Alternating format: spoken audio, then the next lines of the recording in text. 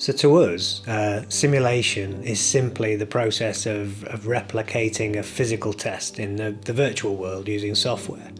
So it covers a range of different things that you might want to test. You might test how strong something is, how hot something's going to get, how fluids behave in and around it, like liquids and gases, whether a mechanism works properly, whether something's going to shake too much. There's all sorts of physical tests that we do that we're able to replicate using simulation.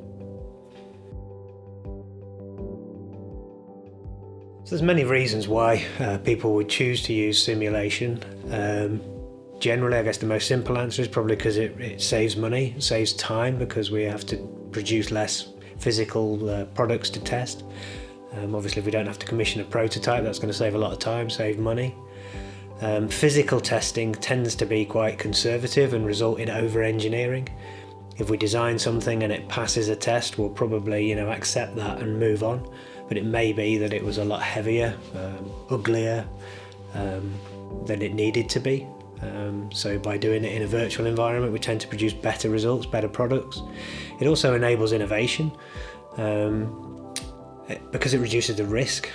So, something that I guess we might want to try a wacky idea.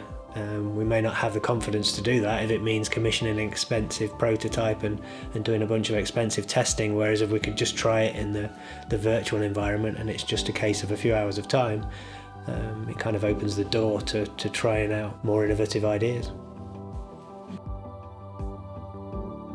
So we've got thousands of customers using simulation in a whole range of different industries. So from things like oil and gas, where they're looking at how fluid interacts with pumps or valves or seals.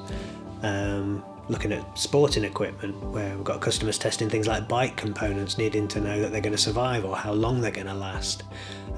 Or electronics, or maybe lighting, where the temperature is going to really affect the performance of them.